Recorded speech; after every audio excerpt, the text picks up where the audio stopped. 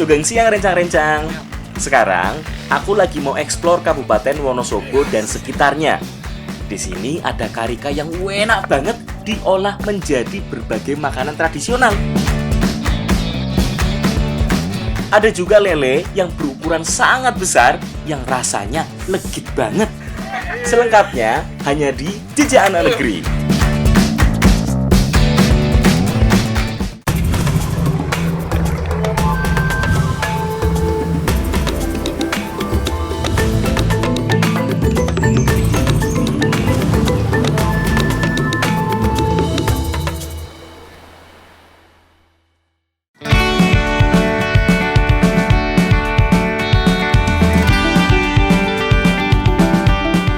Sugeng siang lur. Masih inget aku toh? Namaku Gatot. Aku lahir dan besar di Provinsi Jawa Tengah. Sekarang aku lagi main ke Desa Sigedang, Kecamatan Gejajar, Kabupaten Wonosobo. Di sini aku mau cari buah khas Kabupaten Wonosobo. Ayo, ada yang tahu? Yap, bener banget kuy, karika.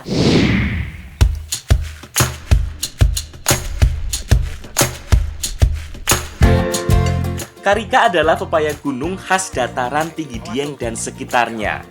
Sekilas, karika sangat mirip yo dengan pepaya, namun dengan ukuran yang jauh lebih kecil. Buah yang satu ini sebenarnya bukan asli Indonesia loh. Karika pertama kali dibawa oleh orang Belanda pada masa Perang Dunia Kedua dari dataran tinggi Andes, Amerika Selatan. Sip, usaha ki. Yuk mbak, go balik.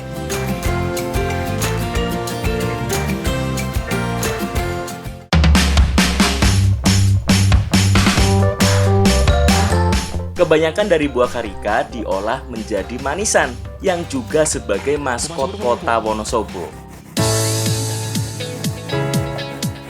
Tapi sekarang kita mau olah karika dengan cara berbeda. Bentar ya, Bu, nggih. Nah, ini karika yang biasa dibuat manisan. Sekarang bakal kita masak sambal petek dicampur dengan ikan asin. Wah, enak itu, Bu.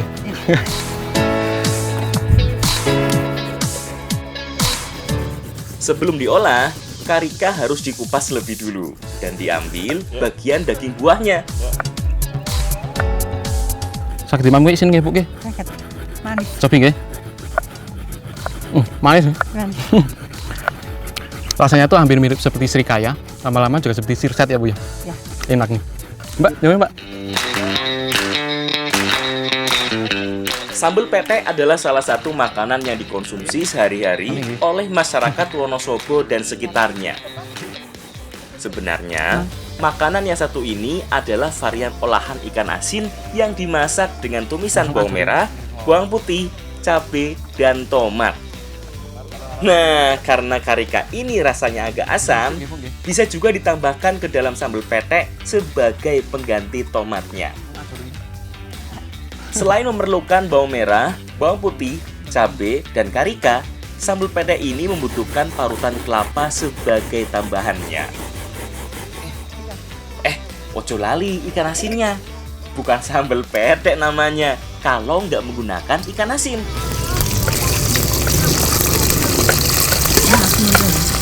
Sebelum dimasak, ikan asinnya harus digoreng lebih dulu, biar nanti matangnya merata saat dimasak dengan bumbu dan bahan lainnya. Bu, niki goreng kabeh nggih? Bu, sampun niki, Bu. Yo, cek ya.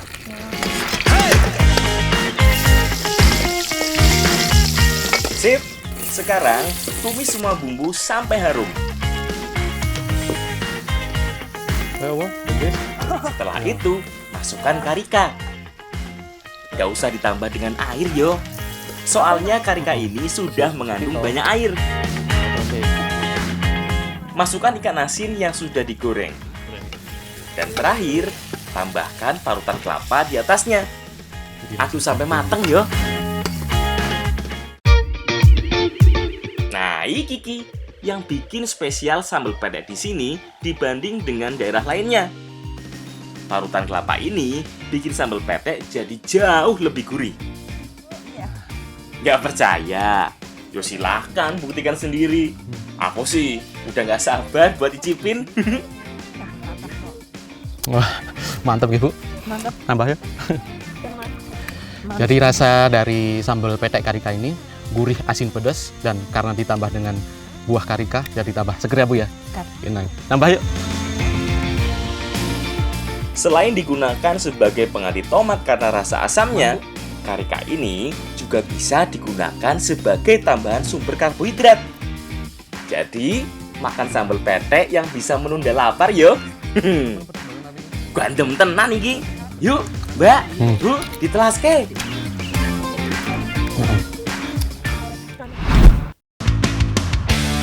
Geser sedikit ke dusun Traju. Kali ini aku mau panen lele indukan. Ndi to blumbange wek Mas Suryo kuwi? Oh kae, wis cepak ya. Hati-hati lho. Bukan sembarang lele lho. Katanya di kolam Mas Suryo ada lele yang beratnya lebih dari 3 kilo. Wah, iki blumbange iki. Wah, Mas, melu nyekel lele ya? Oh, boleh, sini betul. Ayo, bedane yo. Ya, betul. Nggih. Hati-hati jeruk. Awas, awas. Nanti Mas, sing oke iki Mas. Oh yo. Lele adalah salah satu jenis ikan berkumis yang hidup di air tawar.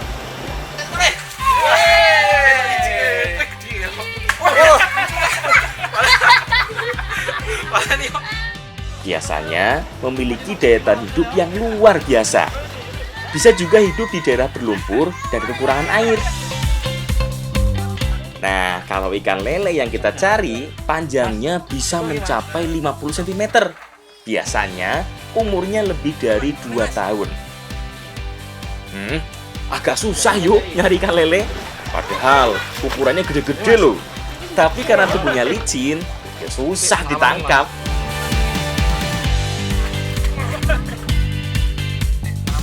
Selain tidak memiliki sisik jadi lebih licin saat ditangkap, lele dikenal juga memiliki duri di bagian sirip.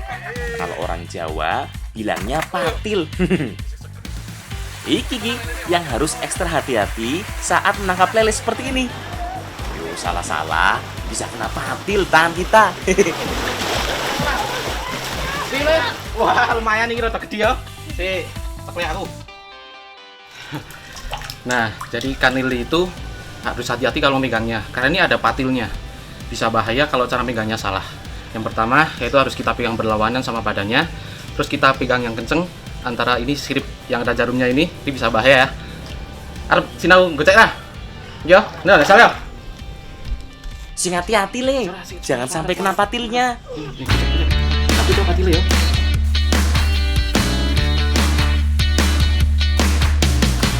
Mas Gatot, di iwak wis entuk durung. Wis entuk oke lho ki lho. Ki lho lawan di gunung. Nah, itu dia Mbak Sekar wis teko. Ki, Mbak, lelene wis entuk akeh. Yuk, dan dimasak. Wah, iki luru daun sawi asik ya. Mbak Sekar, sebelum dimasak, kita cari sesuatu yuk buat tambahan masak ikan lelenya. Banyak tumbuh-tumbuhan di alam sekitar yang bisa dimanfaatkan sebagai bahan campuran masakan. Salah satunya adalah daun sawiyah yang sedang kita cari ini. Oke, Mbak. Daun sawiyah itu biasa tumbuh di kebun-kebun. Dan kalau orang zaman dahulu biasanya diolah sebagai bahan makanan. Campuran untuk pepesnya, Pak. Kalau di sini apa ya? Ini, Pak. Goleknya, Mbak. Nanti, Mbak. Daun sawiyah atau yang sering disebut sebagai daun junggul adalah rumput-rumputan liar yang biasa tumbuh di sekitar kebun. Oke, ya. Tanaman perdu ini memiliki daun bergerigi di bagian luarnya. Oh iya, kalau orang tua zaman dulu memanfaatkan apa yang ada di alam bukan tanpa alasan, termasuk daun sawiyah ini ya lur. Si hijau gulma ini memiliki banyak manfaat. Bisa membantu mengobati radang tenggorokan dan mencegah sembelit. Oke, Mbak ya. Sip, usahakan Hati-hati, Mbak yo. Sekar. Yuk, bawa pulang. Hati-hati Kita dulu, masak itu, Mbak. bareng lelenya. Aduh. Wah. Oh. Yo. Hati-hati Pak, punten Pak. Aku yang milik kepleset ingat. Wis. Wis. Wah, kecape ya aku. Lur, iki lho, ada lele super besar, ada daun sawiyah, dan ada juga bumbu-bumbu sederhana. Kira-kira bakal dimasak apa yo? Ikan lele indukan ini bakal kita masak pepes. Tapi bukan sembarang pepes, karena bakal dicampur sama daun sawiyah. Ini Pak, daun sawiyah.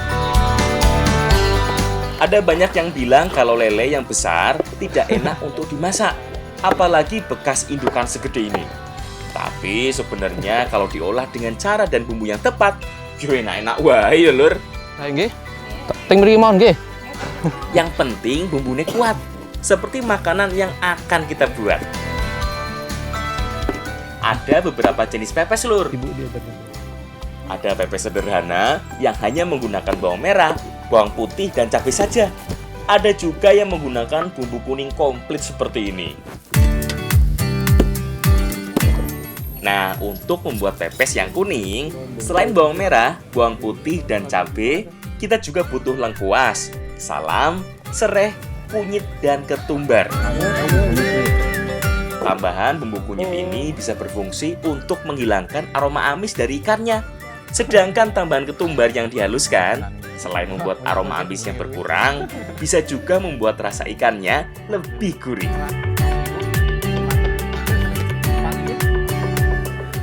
Daun sawiyah ini memiliki aroma yang khas dan bisa dijadikan untuk pengganti kemangi. Dan ini dicampur sama pepesnya Bu ya, biar pepesnya makin wangi. Sebagian bumbu ada yang diiris, tapi kalau bumbu yang keras, lebih baik diulek yo, sampai halus. Sip, sekarang kita campurkan seluruh bahan dan bumbunya menjadi satu. Jangan lupa, bungkus dengan daun pisang yo. Ojo lali ki, daun sawiyahnya, biar makin wangi.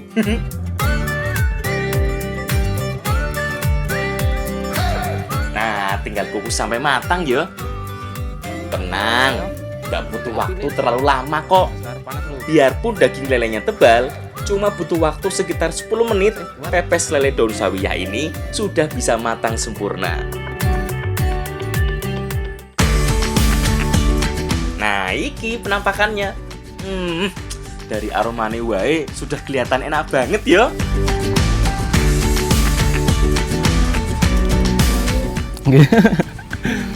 Rasa dari pepes ini teksturnya empuk, asinnya pas, pedasnya dapat ya Bu ya. Apalagi tadi tambahan dari daun sawiyah. Mantep, seger banget ya Mas ya. Nambah, ayo Dek, nambah ya. Oh, jelas pengen nambah ini. Apalagi daun sawiyah ini dikenal juga bisa meningkatkan nafsu makan. Hampir sama dengan temulawak yo. Apalagi bisa juga menurunkan produksi asam lambung. Mantep mepol ini. Mas yo, nambah.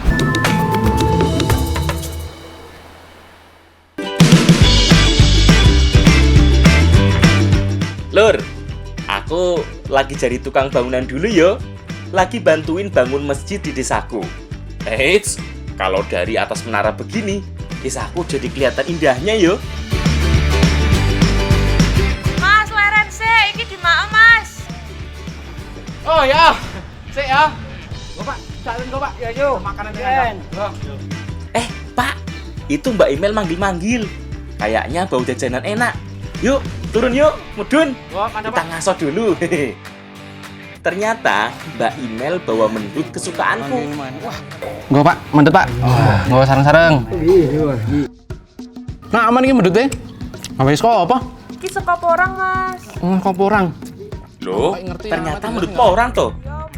Pantesan rasanya beda ya. Nanti belajar cara bikinnya. Dari orang. Sekarang, aku bergeser ke sekitar Kecamatan Pringsurat, tepatnya di Dusun Demangan, Desa Pingit. Katanya, di sini ada banyak yang menanam umbi yang sedang naik daun. Namanya porang. Aku sama Mbak Nisa lagi nyari kebunnya Mas Adnan dulu. Katanya hari ini ada yang panen.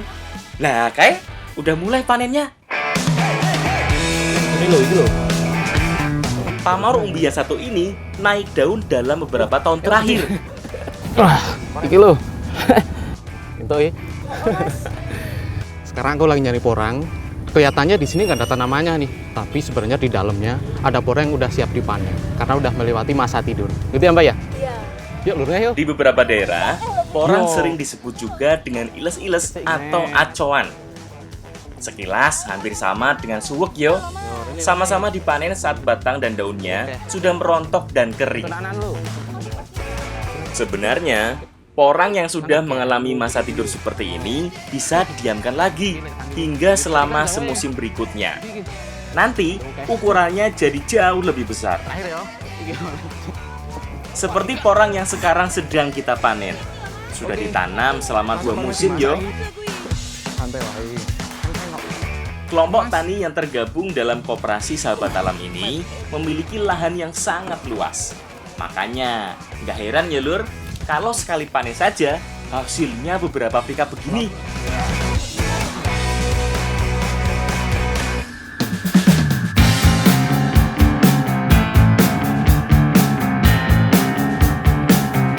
Sebenarnya, porang sudah dikenal sejak lama, bahkan pada masa penjajahan Jepang. Pada masa itu, masyarakat yang tinggal di sekitar hutan dipaksa untuk mendapatkan porang sebagai bahan pangan industri mereka. Sekarang, sejak tahun 2019, porang kembali naik daun dan berpotensi menjadi komoditas ekspor yang menjanjikan. Beberapa tahun terakhir, porang ini menjadi komoditas ekspor yang sangat diminati. Tapi kalau di sini jarang ada yang tahu ya Bu ya? Jarang sekali, Mas. Kalau di luar negeri, tapi banyak nyari ya. Iya, betul. Saat ini porang dijual dalam bentuk irisan tipis seperti ini. Kebanyakan dalam bentuk bahan baku ya lur.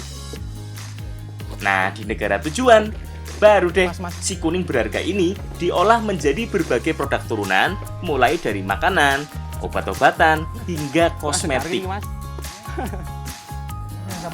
Oh. Nah, untuk porang yang dirajang tipis seperti ini biasanya untuk diekspor. Tapi kalau yang dirajang agak besar, yang seperti ini biasanya dijadikan untuk bibit agar bisa ditanam lagi. Nah, sekarang ini Mas. Semuanya harus dijemur sampai kering yo, baik yang dijual ataupun yang digunakan sebagai bibit.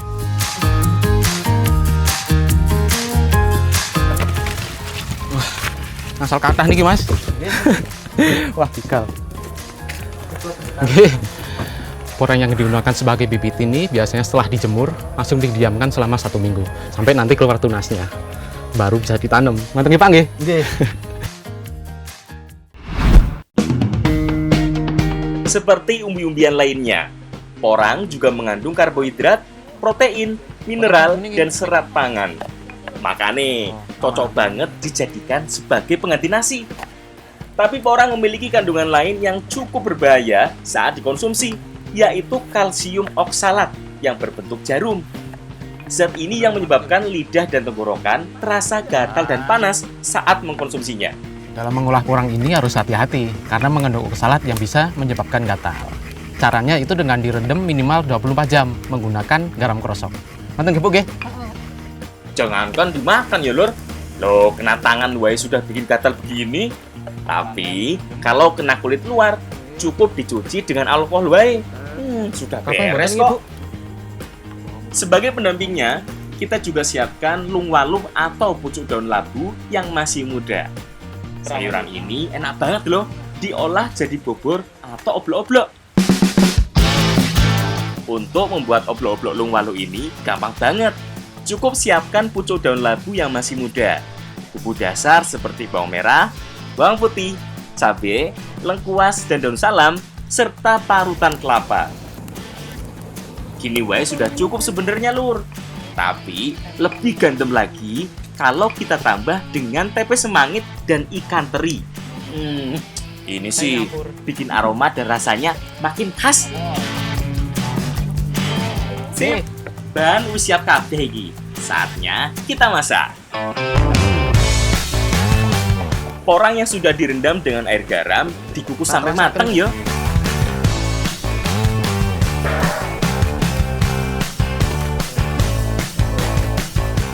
Porang ini yang nanti sudah dimasak bakal dihidangkan bareng oblok-oblok lungwaluh. Ya Mbak ya? Iya. Minang Mas. Sedangkan untuk sayur oblok-oblok lungwaluhnya gampang banget. Cukup masak semua bumbu lebih dulu. Bisa ditumis atau direbus langsung ya iso. Keduanya tetap enak dengan cita rasa yang berbeda.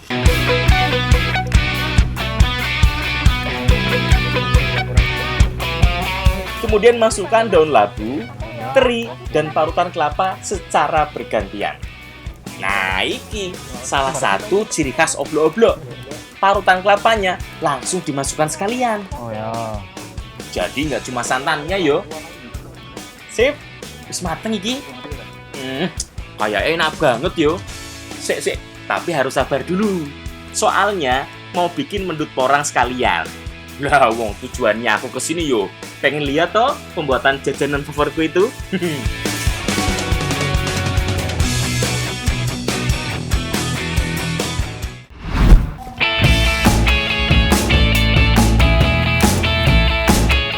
Mendut adalah salah satu jajanan khas Jawa yang menggunakan tepung ketan sebagai kulit dan di dalamnya terdapat enten-enten yang manis dan gurih.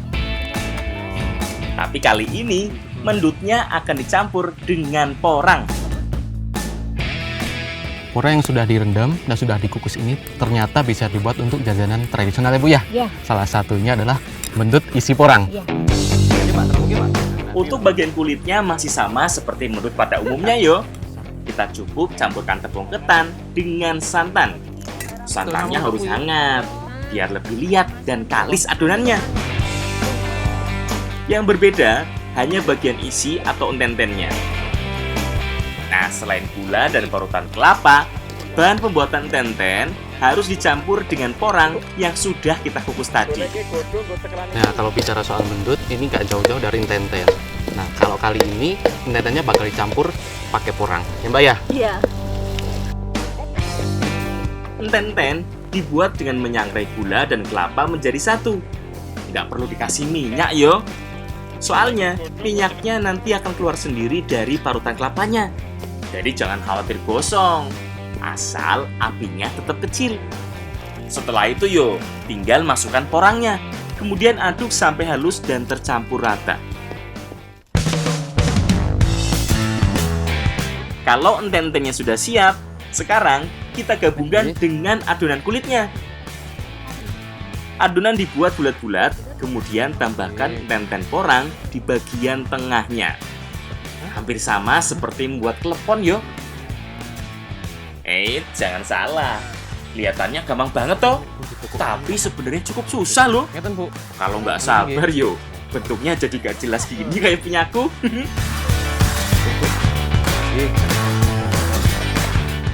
Nah, jadi ada berbagai macam cara untuk masak mendut. Kalau mendut porang ini harus direbus dulu. Tapi matangnya kapan ini Bu? Wis ngambang, wis mateng kuwi. Kalau udah ngambang berarti udah mateng. Ada dua cara memasak mendut bulat seperti ini. Ada yang dikukus dan ada yang direbus. Kalau direbus seperti ini, cara membuatnya yo hampir sama dengan klepon tadi. Tinggal cemplung-cemplung dalam air mendidih dan segera angkat setelah mengapung. Mateng Bu. Cepet tau? Terakhir, tinggal masukkan mendut ke dalam takir daun pisang, kemudian siram dengan santan kental yang menyerupai fla. Yeay, dari tampilannya wae udah bikin ngiler toh? Yuk, saatnya kita santap semua hidangan porangnya. Pertama kita cobain porang kukus yang dihidangkan dengan oblok-oblok lungwalu.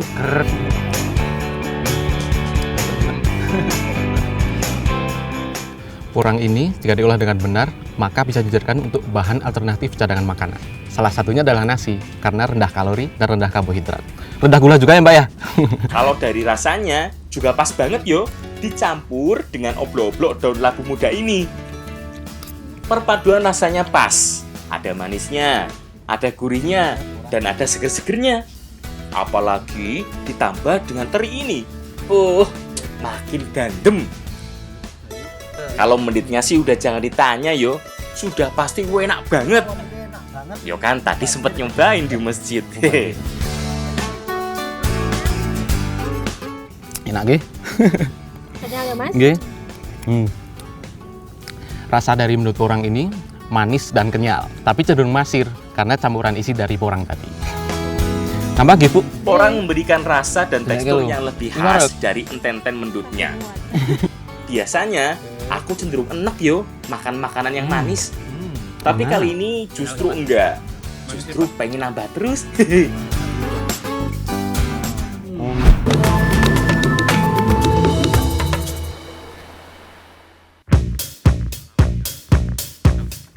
Aku lagi di Desa Jetis, Kecamatan Selopampang.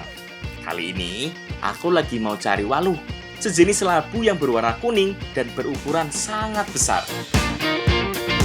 Kata mbaknya sih, di sekitar sini ada loh.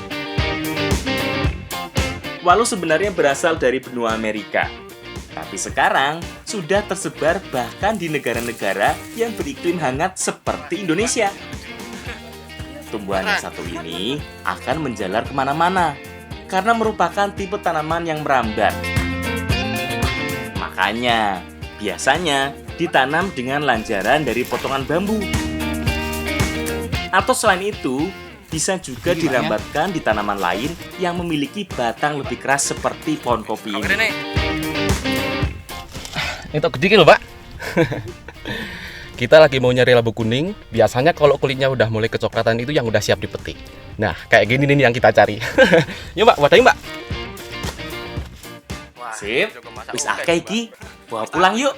Kita mau masak jadi olahan yang sangat spesial.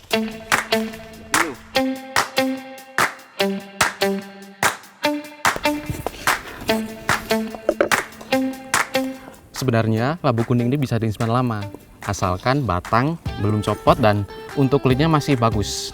Bisa disimpan lebih setahun lah, Bu ya. Iya.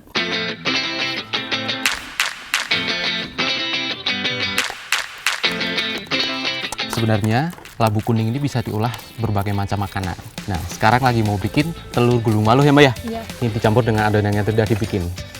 Untuk membuat adonannya, cukup campurkan tepung dengan telur yang dikocok sampai halus. Nah, iki kalau buat yang manual gini, gak semua orang bisa loh. Soalnya, telurnya harus benar-benar sampai halus dan mengembang. Selain telur dan tepung, ada juga gula pasir sebagai penambah rasa adonannya. Nah, walau ini akan kita buat sebagai campuran adonan telur gulungnya sebagai penambahan rasa maupun warna. Setelah dikupas dan ambil bagian daging buahnya, waluh harus dikukus sampai empuk. Tujuannya agar lebih mudah saat dicampurkan dengan bahan lainnya. Saat dikukus sampai empuk, aroma dan rasa dari waluhnya langsung keluar. Enak tenan iki. Sip. Sekarang kita haluskan waluh yang sudah dikukus. Nah kan, jadi lebih lunak seperti ini. Pakai sendok dan tangan wae sudah bisa halus yo. Gitu ya, Mbak ya. Campurkan waluh halus ke dalam adonan yang sudah disiapkan. Campur aduk. Aduk sampai rata, kemudian bakar dengan cetakan seperti ini. Sebenarnya ini hampir mirip seperti tempe, cuma bedanya kalau udah mateng harus segera digulung. Nanti kalau dingin bisa mengeras. Angel loh, Mbak ya, nek digulung yo. Hampir mirip dengan semprong juga yo. Sama-sama dibakar di dalam cetakan besi seperti ini.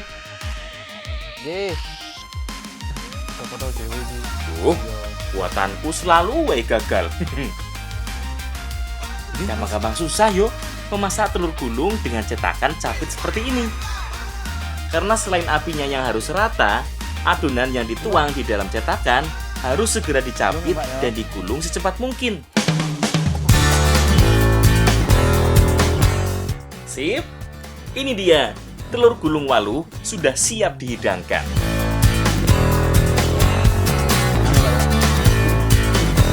Tekstur dari telur gulung waluh ini sebenarnya renyah. Tapi karena di dalamnya ada tambahan dari waluh, jadi tambah kenyal-kenyal, Mbak ya. Iya. Apalagi aromanya, jadi khas. Ayo, Mbak, nama Mbak.